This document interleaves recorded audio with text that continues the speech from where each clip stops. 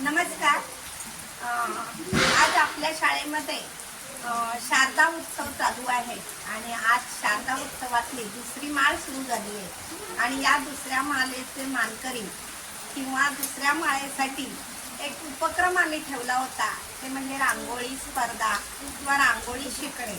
आणि यासाठी आम्हाला स्पॉन्सर म्हणून आणि शिकवण्यासाठी प्राची झेमसे मॅडम माणगावच्या इथे आलेले आहेत.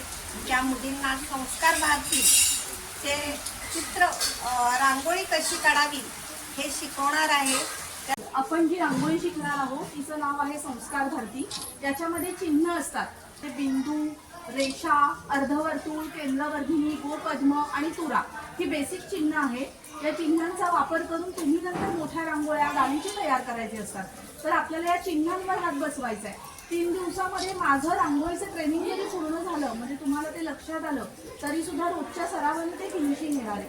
तर त्यांनी पुढचे 3-4 दिवस सलग यायचे, दांडी मारायची नाही. तसे कोण तर आहे त्यांनी पण रांगोळीने नसतं. ही फरशीची लाईन आहे ना, ही आपली गाईडलाईन समजायची. ओके, एक काढलं की त्याच्यामधून दुसरं, त्याच्यामधून दुसरं, एक्सटेन्शन एकाला एक जोडत पुढे जायचं. मधलं टोक आहे त्याला जोडून पुढे. ठीक आहे, हे एक झालं. आता उलट आणि हे उलट दुसरं बाळा. हा, मधून त्याच्या सेंटर मधून दुसरं घे. हा, बरोबर. हा, आता मधल्या टोकाला धरून पुढे. ओके. श्रेयस, तुम्हाला फक्त रांगोळी भरताना दिसतेस काय?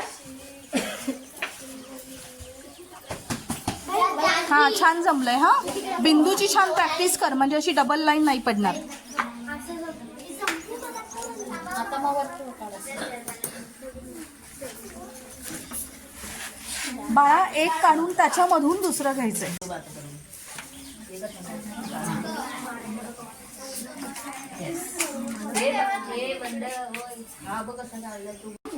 हे जमलंय ना? आता आपण वेगवेगळं करूया. ज्यांना लेट चांगली जमले त्यांनी एका बाजूला या आणि ज्यांना रांगोळी अजून पडतच नाही व्यवस्थित त्यांनी एका बाजूला या. म्हणजे माझं लक्ष द्यायचं.